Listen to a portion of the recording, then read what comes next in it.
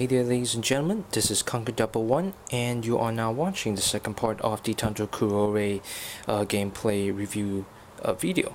Now, in the first part of the show of this video, you watch me go through the basic steps on how to play the game. In which case, starting from how you started with 10 basic cards, and as each play goes along in different turns, you see me playing or rather buying different cards and playing in its specific effects. So now in this particular video, this part 2, I will be teaching you on what constitutes the end game, and how is points and or rather how our points are being calculated, and how is the winner decided. So first of all, how does the game end? Any game has to end once meeting a particular condition. In this particular case, when two mate cards in the default rules, when two mate cards are exhausted, the game ends. What constitutes a mate card? Well, first of all, it's the blue borders and the green borders. These stacks, any two of them, if it is exhausted, the game ends. What is not included, however, is the love stacks, the negative effect stacks, the bad habits and illness, and the private mates. Some of you might be thinking, but the private mates are considered mates too. Yes, that's true, but they are considered private mates. They don't really exactly go into your deck, so I suppose that makes sense. After all, they only have a handful of cards with it, so I suppose that makes sense. Okay, so so again, recap: the game will end when two of the mate cards is exhausted. Now, the winner, however, is being decided upon by victory points, which you might have recalled from what I have mentioned in the first part of the video. Victory points are actually calculated from the top right corner of the card itself. See that? Okay, the phone's autofocus isn't all that great, but you can see at the top right corner it says 1 VP. VP aka means victory points. Victory points, ultimately it means that if you manage to get the most victory points among your fellow players, you win. So without further ado, I'm gonna share with you as to how points are calculated. Despite the simple math of just 1 plus 2 plus 3, however, there are certain combos and combinations that allows you to get more points. So first we start out with the basic ones. So we have your basic green card, Colette Flamboyce, which provides you 1 VP. By default, as long as you have this card in your deck, whether being in your deck or in your private chambers, you get 1 point each. However, this card has a special ability in which it says that at the end of the game, if you have more Colettes employed than any other player, you gain a bonus of 5 VP. What this means is that as long as you have more Colette Flamboyce cards in your deck, inclusive of the ones that in your draw pile, in your discard pile, and in your private chambers, they all add up. And if you have the most amount of Colettes, you get additional 5 points. So as much as this looks very simple and can take up some space in your deck, it is crucial at the end game. We also have the really expensive, the most expensive card in the entire game, the Mariani Soler. Well, then again, I'm not Italian, so I hope I pronounce it right. It immediately gives you a straight 6 victory points, which is a lot. However, she does not have any special ability, so she cannot even be placed as a private maid at all. So quite different from Colette Flamboyce. All right. So next, we have the basic.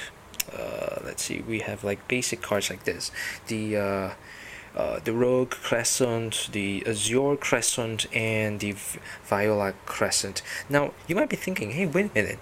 Their last names, they're the same. They must be sisters. You are right. They are sisters. The artwork pretty much, tells that.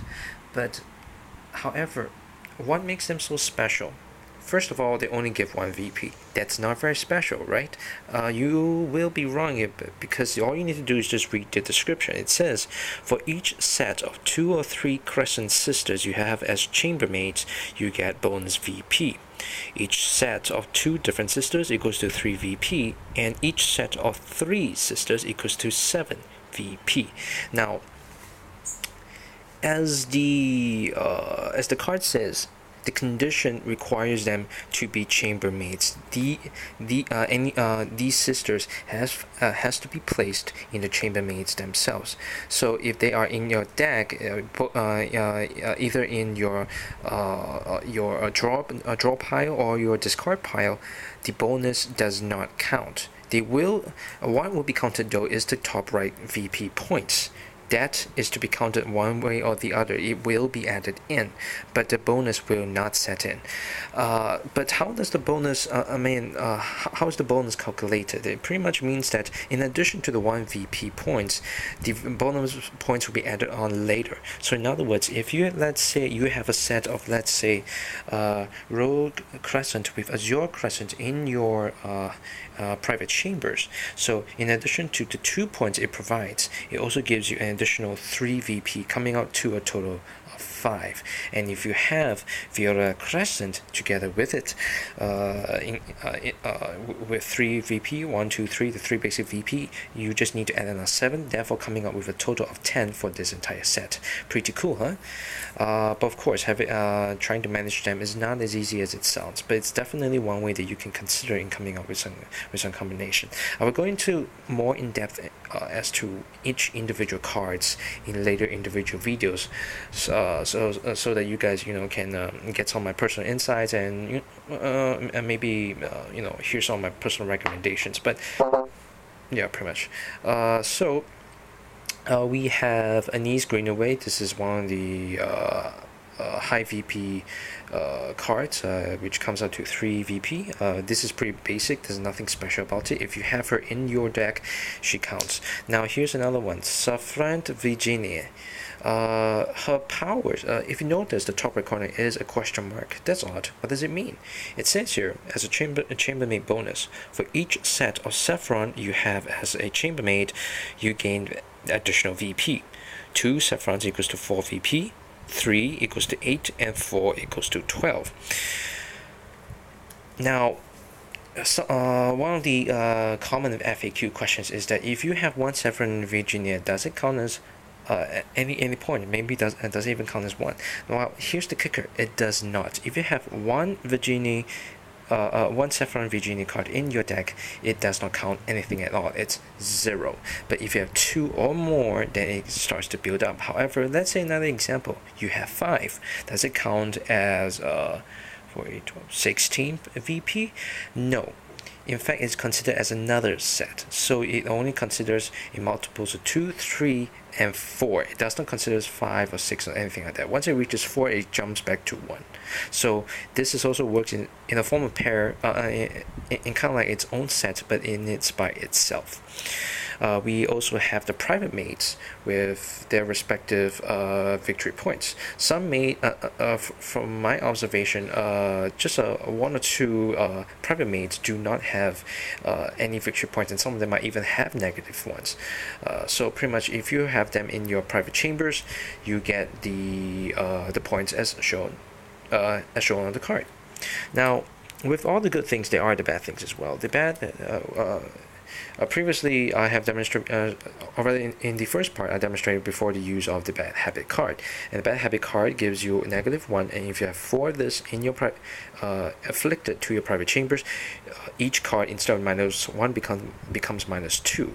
So if you have 4 or more, let's say you have like 5. In other words, 5 times 2 goes to 10. This becomes -10 VP, so it is not good at all. Next, you have the illness. The illness pretty much negates any and everything about the card. That card, the affected card, essentially becomes a clean slate. So in other words, I can, if your private chamber has a Mealy Violet, right, and player 2 says, I don't like her, I'm gonna make her useless, and player 2 buys the illness card and puts it on Mealy Violet. So at the end of the game, if the illness card is not removed, Mealy Violet's VP point essentially becomes 0. This becomes like this. All right. So that is pretty much all there is to it, which is actually quite simple. So just remember, the condition for the game to end is that of 2 mate stacks to be exhausted. In some cases where the game group might be larger, there might be more players, and they might add in more mate stacks than the default rules, which is, there's nothing wrong about that. And in which case, to actually lengthen the game, they might say, oh, you know what, maybe we might just want to set it as 3 or 4 mate stacks being exhausted before the game ends. So again, what I'm showing you is more on the default rules. There's nothing, but you are entirely free to go and add some of your personal rules to try to put more spice into it. Okay, so I believe I pretty much covered the basic gameplay and rules. So if there's any questions that you would like to be asked, or rather like to be answered, just leave your comments, your questions in the comment space, and I will get back to you as soon as I see them, and as soon as I can. So once again, thank you for watching, and I hope you like this video.